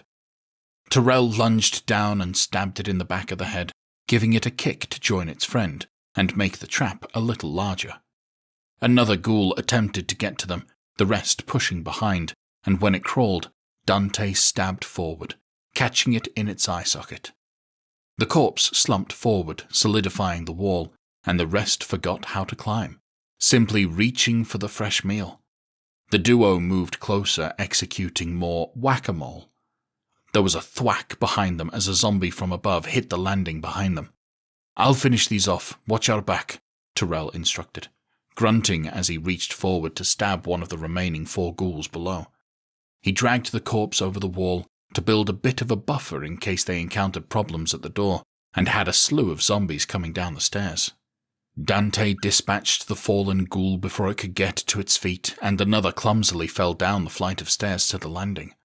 He looked up to make sure another corpse wasn't going to fall on his head, and planted his blade into the back of its skull. Tyrell finally took out the final zombie. "Clear," he hissed, and Dante came down to join him in jumping over the corpse wall. The stench in the stairwell was thick, but the captain didn't have time to wonder how long the zombies had been stuck in there. He took a deep breath and slowly pressed on the release bar for the door, opening it just a hair to try to get a lay of the immediate vicinity. He opened it a little wider, straining his ears, and then a little wider. A zombie smacked against the door and he shoved hard against it, leaping out and lunging to the floor to stab it. Dante bustled out behind him as ghouls began to pile down to the wall of death behind them, and pushed the door shut. He knew it wouldn't take them long to press against the release bar, but hopefully the pile they'd made would slow them down. The parking garage was a mess. There were wrecked cars and crushed bodies, and more than a few ghouls staggering around the vehicles in the dim lighting. "I'll find working cars," Tyrell said. "You find the keys." "On it," Dante assured him, and moved off to the left. The captain wove his way around an SUV that had slammed a body into a cement post and kicked a zombie in the chest as it turned towards him. He stabbed it and then lowered his shoulder to barrel into a second, knocking it back and ending it as he approached a line of cars near the lane to the exit. "How's it going?" he called as he inspected the cars. "Found 'em," Dante called back, but it sounded strained. "Just a sec." Dante slammed two skulls together and then forcefully smashed them into the cement wall. He jammed his blade into the side of a metal box on the wall, popping it open and revealing hooks full of keys. "What you got?" he yelled, keeping his eye peeled for any zombies attempting to flank him. Tyrell called out the license plate number of an SUV at the end of the row, and then whipped around at the sound of more moaning. He darted to the right to peel a ghoul from the four-corpse pack approaching him, and slid a leg out to kick its feet out from under it. "Got it!" Dante's voice echoed towards him. "Next!" Tyrell planted his blade into a standing ghoul's head and shoved the limp body against the other two approaching. He turned and stabbed the fallen zombie, focusing on the license plate of the sedan next to the SUV. He yelled out the combination of numbers and letters as clearly as he could, followed by a curse as more zombies staggered out of the woodwork. "Not here! Give me another!" Dante yelled back, and a grunt echoed. Making so much noise was not helping their case. Tyrell focused on another sedan and raised an eyebrow. "Princess 2!" he called and whipped around to kick a ghoul in the chest and stab another. "What?" Dante barked. "Princess and number 2!" Tyrell bellowed. After a moment and two more fallen corpses, Dante replied, "Got it!" His boot falls echoed as he approached, keys in one hand, blade in the other. He held out his palm and Tyrell snatched the SUV keys. "Thanks, Princess," he quipped, and Dante rolled his eye as they ran to their respective vehicles. Tyrell hit the unlock button on the fob and kicked a corpse in the chest to knock it away from the driver's side door. He jumped into the car and fired it up with the push-button start, peeling out into the laneway. Dante's sedan appeared behind him, and the captain took a deep breath, hoping beyond hope that the way out would be clear. He sped to the ramp, and aside from having to drive on the wrong side due to a crash on the right, they made it out into the parking lot. He swerved around a group of 5 zombies and a few busted cars, skidding to a stop behind the building, where Carl was hopefully waiting. He honked twice, praying they were inside, that they'd be quick. The door swung open, and there was Carl quickly ushering a woman and 3 small humans outside. They bustled down the stairs as Tyrell put down the windows. "Come on, come on!"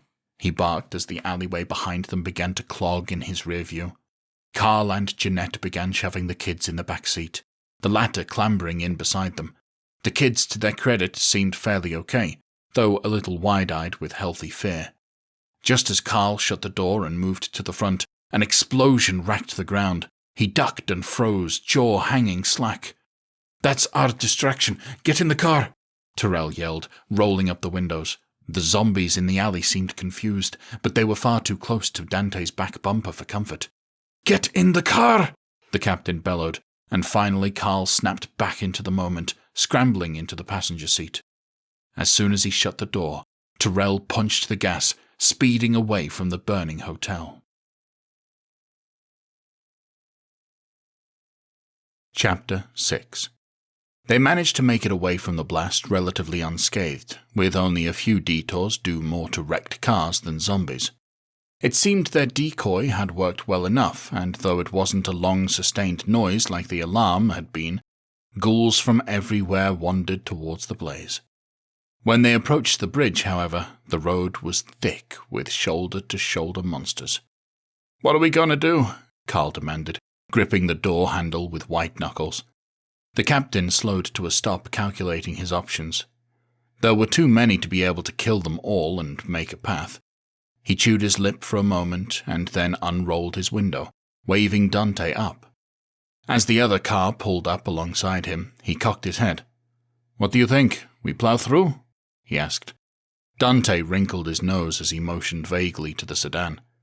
"You'll have to lead the way, buddy," he replied. "I don't think Princess here would get very far on her own." Terrell chuckled. "All right, I'll go first and make a path for you," he replied. "Thanks, man," Dante called. "My pleasure," the captain quipped. "Wait, we're just going to drive through them?" Janet asked shrilly from the back seat. "Is that safe?" Terrell shook his head. "Not much is safe these days, ma'am," he said. "They're too far off of the sides of the road for us to be able to off-road it around them. Plus, that grass is pretty tall. I don't know what the ground looks like under there. Don't want to end up stuck in mud surrounded by zombies, right?" She clenched her jaw and pulled all three of the children close to her, burying her face in their hair. Carl turned and reached out, giving her shoulder a reassuring squeeze. "It'll be okay," he said, and though his voice trembled, he did a good job of trying to sound firm. "He's military. He knows what he's doing." Terrell took a deep breath and revved the engine. Part of the horde staggered towards them already, and he was glad they were breaking up a little bit. He honked the horn a few times in hopes of startling them enough that maybe they'd be less steady on their feet, and then punched the gas. Bodies flew as they hit the front line, and the kids screamed in the back, clutching their mother as she whispered to them to keep their heads down. Terrell let out a yell as they plowed through the mob, bumping up and down and all around as zombies bonked off of them and fell below. "Come on, come on, come on," he muttered under his breath when they reached the halfway point and the engine groaned. There was a loud and foreboding thunk, and then the vehicle stopped moving, and he smacked the steering wheel. It felt like there was a body stuck somewhere it shouldn't be, likely in the wheel well. "What's going on?" Carl babbled. "We can't stop here."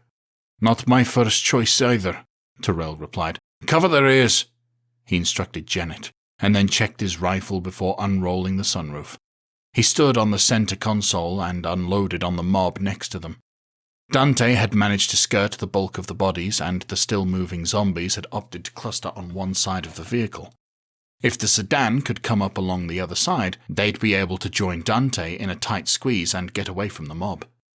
Terrell concentrated his spray of bullets to make the most space for Dante to sidle up next to them, and glanced over his shoulder to see Dante pop up out of his own sunroof. "Dead in the water," the captain called. "We need to get everyone into your car." Dante nodded, and Terrell reached down to tap Carl on the shoulder. "You guys gotta jump across to the other car. I'll try and keep these things occupied on this side." "Jump?" Janet cried. "It's okay, honey," Carl said. "Come on, we'll get the kids across first." Terrell switched to single-burst fire, shooting direct headshots and keeping the ghouls' attention on him. He worked at the stragglers, attempting to stagger around the vehicles, and the fallen seemed to be a decent enough deterrent for most that clustered and clamored around the driver's side. The sunroof was thankfully large enough in the fancy SUV that he could comfortably press against his side and work at the crowd while Carl lifted the smallest of the three kids up onto the roof. "Daddy," the little girl whimpered, clutching her father's neck as she stared wide-eyed at the rotted hands reaching up at them.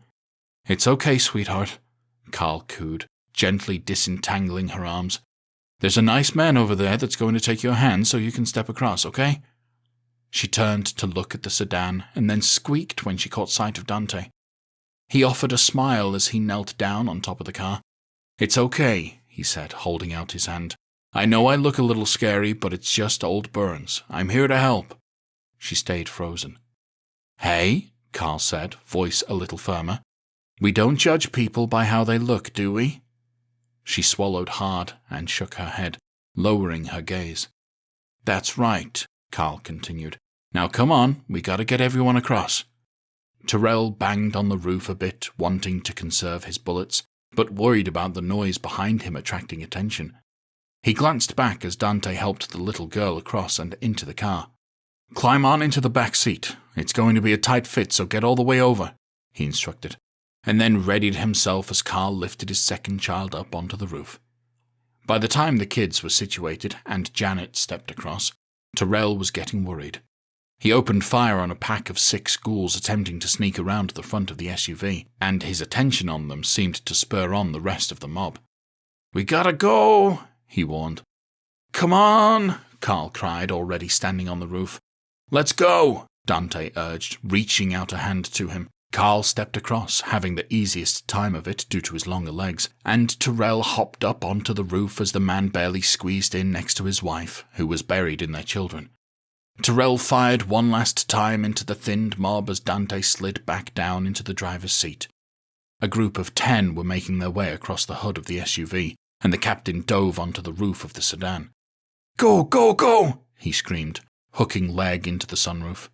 Dante hit the gas and Terrell lurched backwards before scrambling into the passenger seat, holding on tight as they sped forward, the tires half off of the side of the road. Dante swerved back and forth a bit to bounce off of the zombies as opposed to run them right over, and when they punched out the other side, everyone in the car let out a collective sigh of relief. "Thank you," Janet said, her voice thick with emotion. "Thank you." Carl curled his arms around his family, looking at Dante in the rearview mirror. "I don't even know how to thank you," he added, echoing his wife's sentiments. "No thanks needed," Terrell piped up. "Happy to help." Dante nodded in agreement. When they approached the bridge, there were a trio of zombies milling about, and the duo made quick work of them before walking back to the car.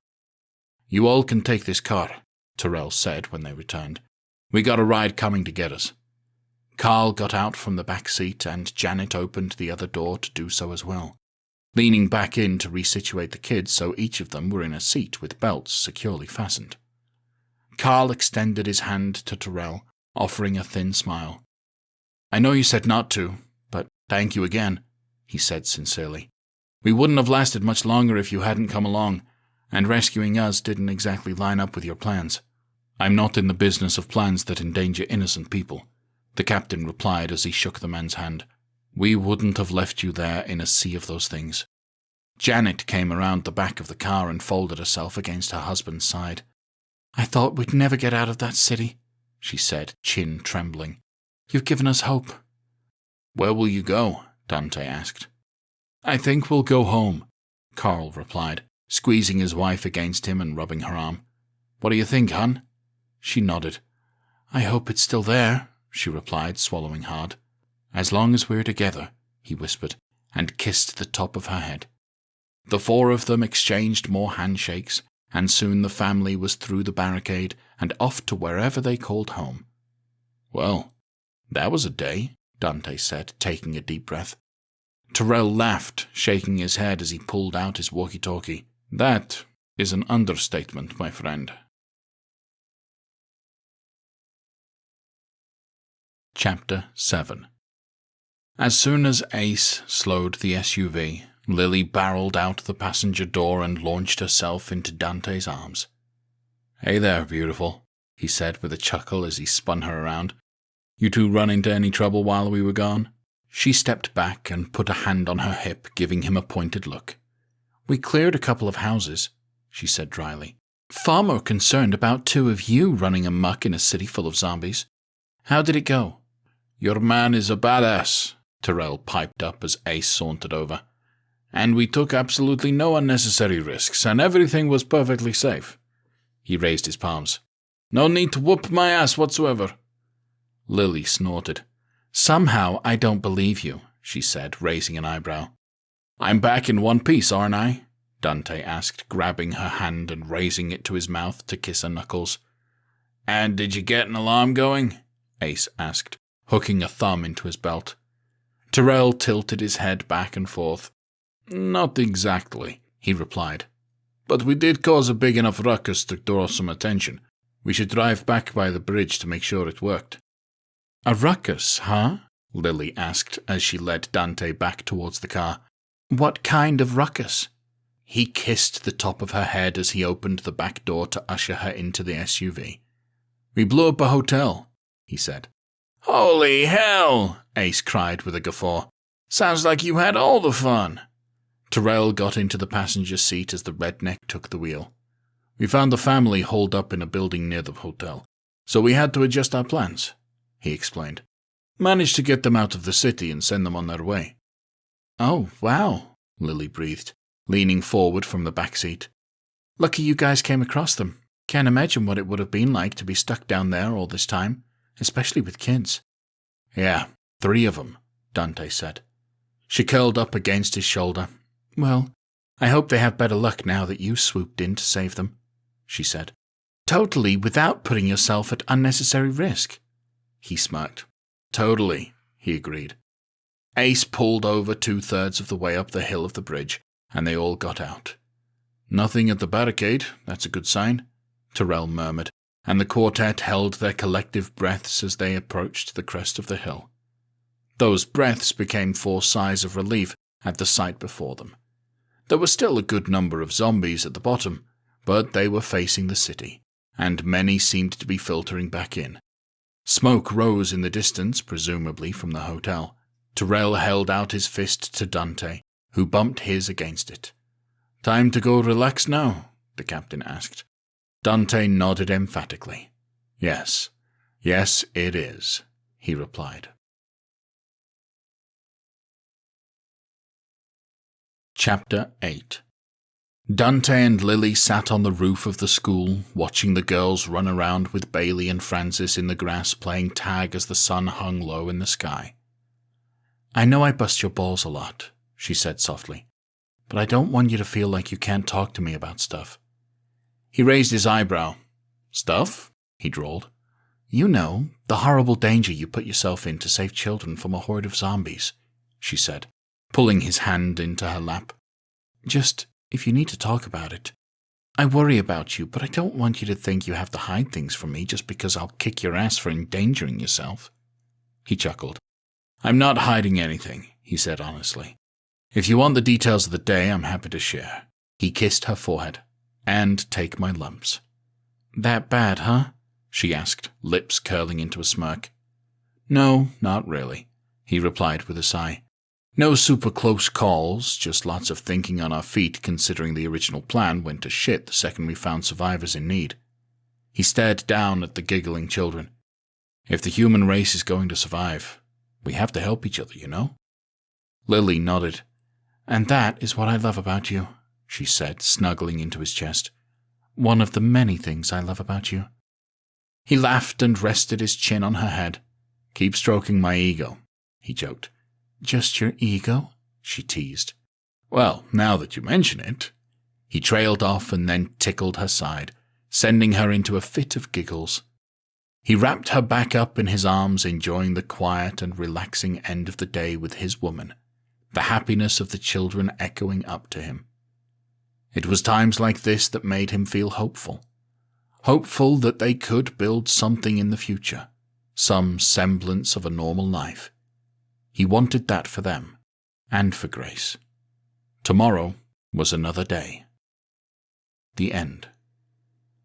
Up next, wanting to make himself useful, former pro football player Kenny joins the captive civilian force as they are forced to clear another zombie stronghold. Sensing an opportunity, No Name begins to put a dangerous plan in action in Lowcountry, Part 14.